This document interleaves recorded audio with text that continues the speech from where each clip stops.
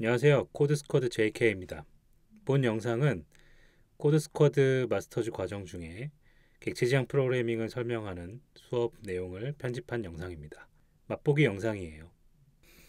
옛날 옛적에 한 100년 전, 200년 전, 그 당시에는 실제로 직업이 있었다고 그래요. 휴먼 컴퓨터라는 어, 사람이 계산을 대신해 주는 사람이 있었다고 그래요. 사진에 보이는 거는 어, 로그 값이거든요. 그러니까 우리가 로그라는 수학 함수를 배웠는데 그 배운 적이 있었죠. 저도 기억은 잘 안 나는데 그런 값을 미리 계산을 해서 책자로 나눠서 판매를 했다고 그래요.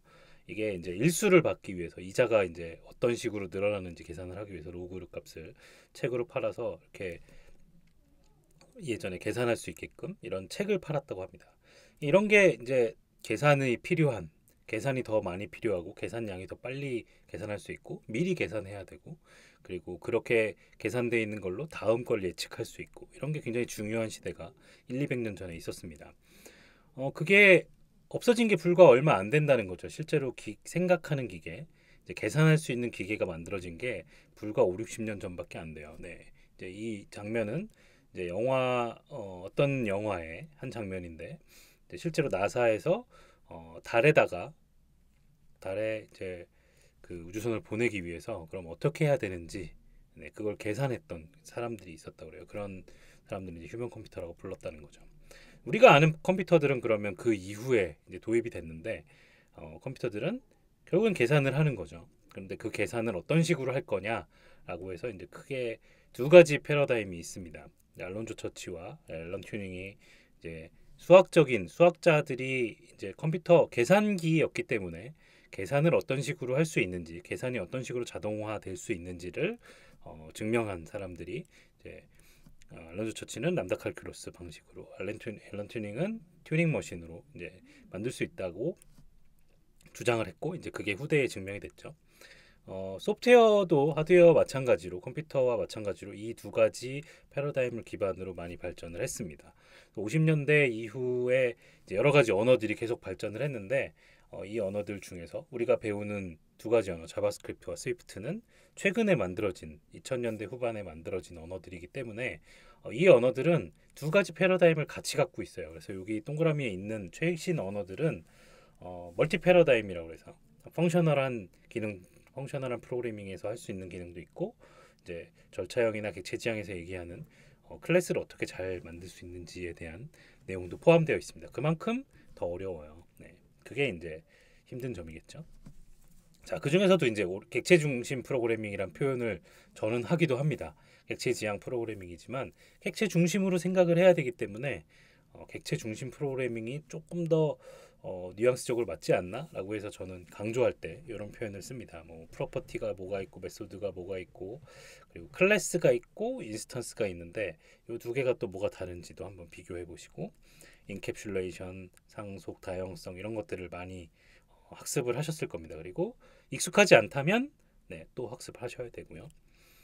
그래서 오브젝트라는 거, 객체 지향에서 얘기하는 오브젝트 오리엔티드에 얘기하는 오브젝트가 도대체 무슨 의미냐라는 걸 조금 더 알고 싶으시면 EBS 다큐멘터리 중에 동과서라는 게 있어요. 요 다큐멘터리를 한번 찾아서 보시면 좋을 것 같습니다. 굉장히 재밌는 관점에서 저 오브젝트라는 단어가 갖고 있는 서양 사람들이 어떻게 오브젝트를 바라보는지 그리고 동양 사람들은 좀 어떻게 다르게 생각하는지 이런 걸 아실 수 있고요.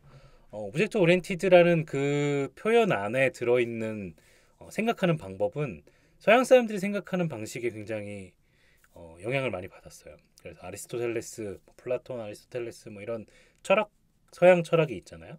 그 서양 철학에서 얘기하는 본질이 뭐고 그걸 변화하고 상대적이고 현실 세계에 맞게 변화하는 현상을 우리는 인스턴스라고 부른다. 그게 이제 아리스토텔레스 스승 플라톤과 차이점이었는데요. 그래서 그런 클래스와 인스턴스를 구분하는 개념이 이제 서양 철학에서 받아들여졌다. 그래서 좀 더 구체적인 것과 유형과 실체가 있는 거 그리고 그거를 일반화하고 추상화해 놓고 개념적인 거를 대비시켜서 프로그래밍에도 사용하게 된다는 거죠. 이거를 우리는 클래스 코드로 추상화시키고 일반화시켜서 코드를 작성하지만 그게 실제로 구체화되고 개별화돼서 메모리에 만들어지는 객체 인스턴스가 만들어지는 거는 이제 인스턴스라고 부르고 그게 이제 구별이 된다는 거죠. 그래서 예전 80년대 자료들을 보다 보면 이런 그림이 나와요. 우리는 한 줄의 코드잖아요. 새로운 객체를 인스턴스와 만드는 new라는 오퍼레이터를 쓰는데 네. 스위프트에서는 그냥 없이 사용을 하지만요. 대부분의 많은 언어들이 new라는 걸 사용을 하는데 그럼 어떻게 되냐면 오른쪽에 있는 게 이제 클래스의 코드고요.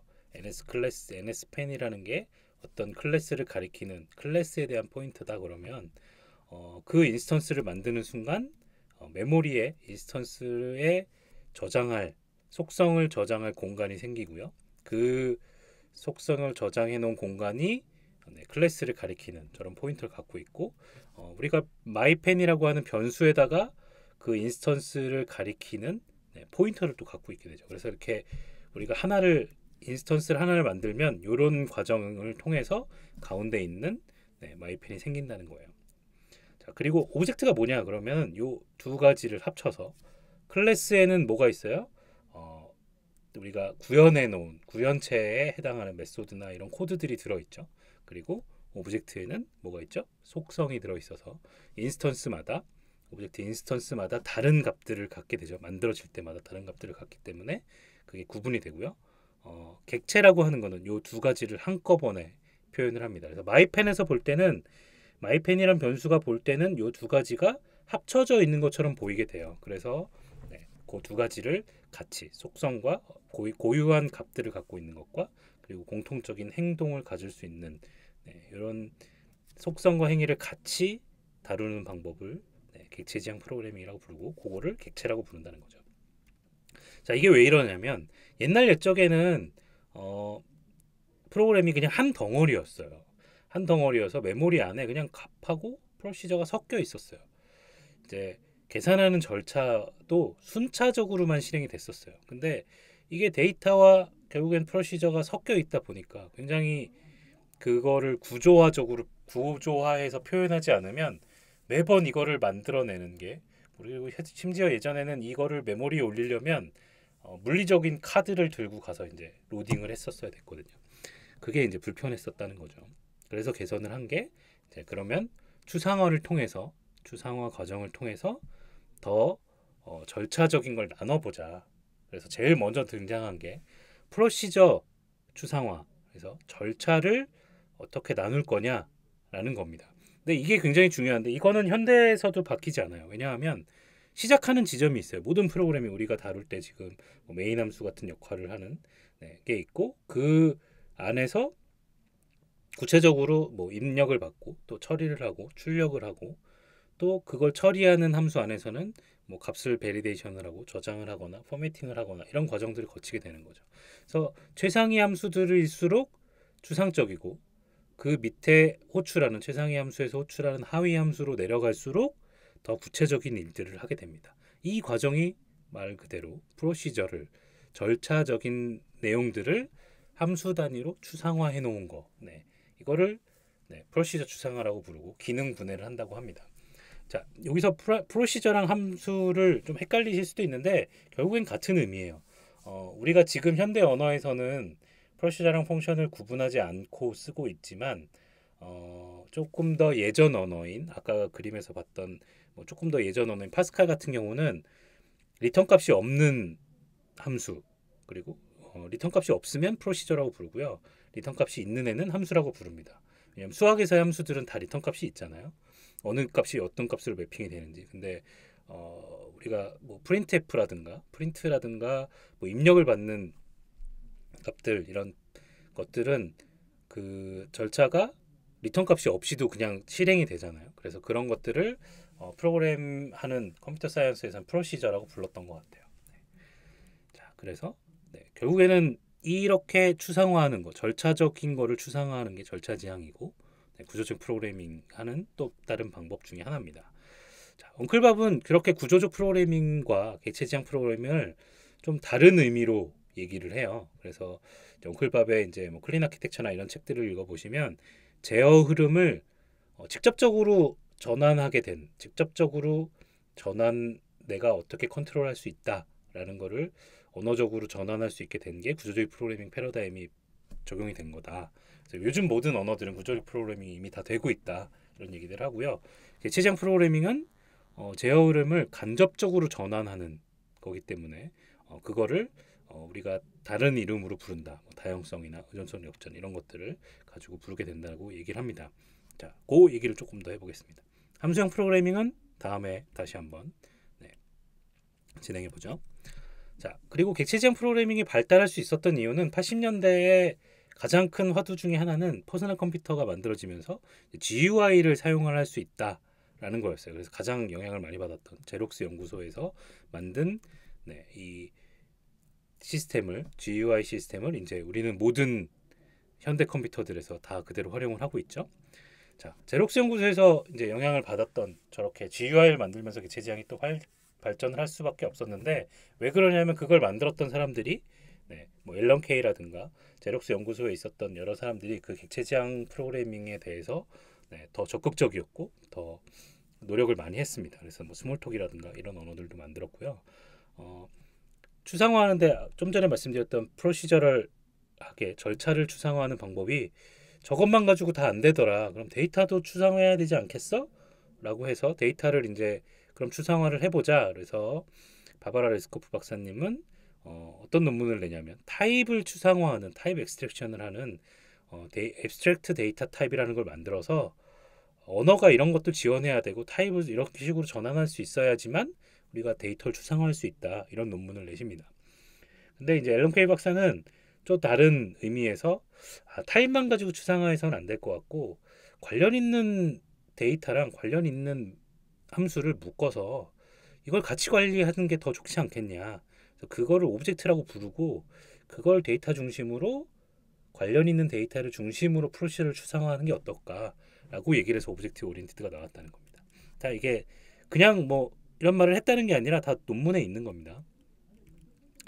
자, 그래서 어떤 식이냐면 예를 들어서 어떤 인플로이 타입이라는 뭐 데이터 구조를 만들어야 된다라고 했을 때 혹은 함수를 구현해야 된다. 그때 인플로이 타입이 있을 때 월급을 계산하는데 이제 정규 직원이냐, 아르바이트냐, 시급이냐, 뭐 파트타임이냐, 풀타임이냐에 따라서 페이하는 계산하는 방법이 다를 거예요. 그런데 추상 데이터 타입은 이렇게 가로로 각각의 타입을 만드는 거라고 생각을 하시면 되고요. 객체지향 타입은 이렇게 세로로 타입을 묶는 거라고 생각을 하시면 됩니다. 그래서 우리가 조금 더 객체지향으로 사고하는 방식이 우리가 현실에서 사고하는 방식이랑 조금 더 관련이 있다, 관심이 있고 그렇게 될 수 있다는 거죠. 그래서 이런 식으로 하게 되는데 이제 이 코드는 뭐냐면 절차적으로 짜다 방금 보셨던 추상 데이터 타입으로 작성을 하다 보면 가로로 이제 함수를 타입별로 이렇게 계산을 해서 구현을 해야 된다라고 하면 중간에 if문이 들어갈 수밖에 없어요. 왜냐하면 이 타입일 땐 이렇게 계산하고 이 타입일 땐 이렇게 계산하고 이런 조건이 처리가 돼야 되기 때문에 이제 중간에 이렇게 if문이 들어갈 수밖에 없다는 거죠. 근데 객체지향 프로그래밍에서는 어떻게 해결하죠? 다형성을 통해서 이제 추상화되어 있는 타입을 만들고 그거를 구체적으로 구현하는 샐러리드 인플로이랑 하워드 인플로이 같이 상속받은 구체적인 클래스가 그 일을 처리하는 걸로 구현을 하기 때문에 이제 이런 if문이 분기문이 나눠지게 되죠. 다형성으로 나눠지게 되죠. 그게 차이점이 됩니다. 이 다형성이라는 게 이제 객체지향을 이해하는 데 굉장히 중요한 요소고 그리고 구현을 하는 데 있어서 제일 중요한 요소인데요. 잘 적용들 하셨나요? 뭐 스위프트 코드지만 읽어보실 수 있을 거예요. 애니멀이라는 추상화되어 있는 클래스가 있고 도그나 캣 같이 구체적인 또 상속받은 클래스가 있을 때 오버라이드를 해서 더 구체적인 동작들을 할 수 있고 부모 클래스를 사용을 하면 하위 클래스 부모 클래스 타입으로 이제 밑에 보이는 것처럼 애니멀이라는 배열에다가 하위 구체적인 인스턴스들을 넣어서 각각의 똑같은 이 메소드 이름으로 호출을 하면 다형성이 동작을 하는 거죠. 많이들 배우셨을 거예요.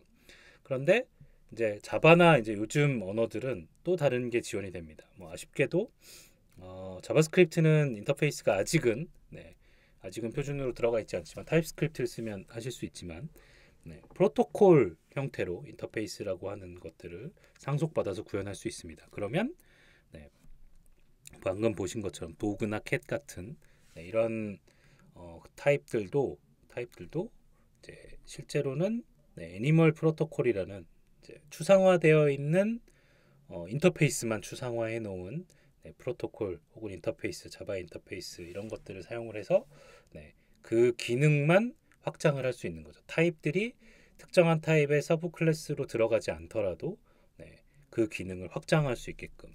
그래서 덕 타입이라는 얘기도 나오는데 덕 타입 시스템은 다음에 기회가 되면 얘기를 해드릴게요. 자, 이런 식으로 이제 다양성을 표현하는 게 굉장히 중요한 요소였습니다. 하지만 이번 미션에서는 또 다른 중요한 점이 하나 있었어요. 바로 뭐냐면 프로그램 구조를 어떻게 나눠서 절차적인 거를 어떻게 추상화하느냐, 그거를 어떻게 구조화하느냐, 이것도 되게 중요한 표현이라는 겁니다. 여러분들 혹시 설계라는 걸 하셨는지 모르겠는데, 설계 그러면 은히 떠오르는 게 순서대로 그려야 되느냐, 절차적인 걸 표현하기 때문에 그것도 한 방법이죠. 순서대로 그리는 것도. 하지만 다른 방법들도 있어요. 여러 가지 그림으로 여러 가지 상태를 표현하는 방법들이 있습니다. 뭐 UML이라는 것도 있고요.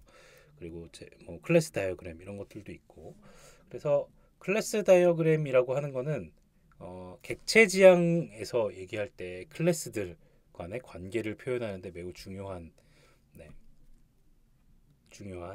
그림입니다. UML의 한 표준으로 들어가 있죠. 그래서 위에가 이제 클래스 이름이 되고요. 밑에가 뭐 이게 클래스 메소드인지 뭐 스태틱한 메소드인지 인스턴스 메소드인지 뭐 타임 메소드인지 이런 것들이 나오게 됩니다. 이런 관계들을 그릴 수 있는 거고 어떤 속성으로 어떻게 들어가 있는지 어떤 메소드에서 무엇이 나오는지 뭐 이런 것들을 그릴 수 있는 거죠. 그래서 꽤 클래스 다이어그램에서도 화살표의 종류나 뭐 어노테이션 가지고 이게 추상 클래스인지 속성이 뭔지 오퍼레이션이 뭔지 의존 관계가 있는지 역할명이 뭔지 그리고 인터페이스인지 아닌지 뭐 실체와의 관계인지 이런 것들을 표현하실 수가 있습니다. 이런 걸 가지고 이제 왜 이런 게 중요하냐면 꼭 이걸로 그리지 않아도 돼요. 하지만 이 UML이라는 걸 사용을 하면 개발자들끼리 동일한 그림을 가지고 동일한 생각을 할 수 있게 표현할 수 있기 때문에 중요한 겁니다. 그래서 읽어보시고 어떤 것들을 어떤 식으로 표현할 수 있는지 클래스 다이어그램 말고도 다른 다이어그램도 있으니까요. 다양한 것들을 찾아서 내가 작성하는 코드들을 다른 사람에게 설명할 때 어떤 식으로 설명할 수 있는지 그것도 되게 중요한 포인트라고 말씀드릴 수 있겠습니다. 특히 모든 엔지니어들이 다루는 시스템들은 입력이 있고 출력이 있고 그걸 처리하는 시스템이 있는 요 그림으로 축약할 수 있는데 프로그램도 마찬가지예요. 소프트웨어 프로그램들도 지금 우리가 미션으로 풀었던 계산을 하는 것도 좌표를 어떤 걸 입력했느냐에 따라서 어떻게 처리하고 어떻게 출력되는지가 결정이 되잖아요. 이게 모든 시스템들을 나타내는 최소의 그림이 되겠죠. 조금 더 펼쳐볼게요. 그러면 입력하는 단계가 있고 분리하고 뭐 입력한 게 어떤 값인지 확인하고 검증하고 그걸 가지고 포인트인지 라인인지 뭐 트라이앵글인지 렉트인지 이런 것들을 저장하고 생성하고 필요한 데이터가 나오고 그 만들어진 걸 가지고 또 출력하는 형식으로 만들고 변환하고 다시 출력하고 이런 흐름으로 이루어집니다. 자, 이런 흐름들이 지금 우리가 노드나 엑스코드 콘솔에서 작업을 하고 있지만 뷰로 바뀌어서 이 입력과 출력이라는 애들은 결국에는 데이터가 들어와서 출력될 때까지의 흐름을 얘기하거든요. 그런 만약에 이걸 다루는 객체들이 있다면 그 객체들을 뷰라고 부르고 그런 객체들을 컨트롤러라고 부르고 뭐 값을 저장하는 애가 있으면 모델이라고 부르고 이런 흐름을 가지게 된다. 그 역할에 따라서 그런 걸 부르게 된다는 거죠. 그렇게 해서 자주 만들어지던 패턴들이 생겨서 결국엔 그게 디자인 패턴이 되고 그 역할들을 담당하게 되는 거죠. 그런 것들을 생각을 하시면서 앞으로도 프로그램 뭔가 미션을 만든다 그러면 이 단계는 얘가 뭘 해야 되고 그 다음 단계는 뭘 해야 되고 이게 두 객체가 서로 꼭 알고 있어야 되나?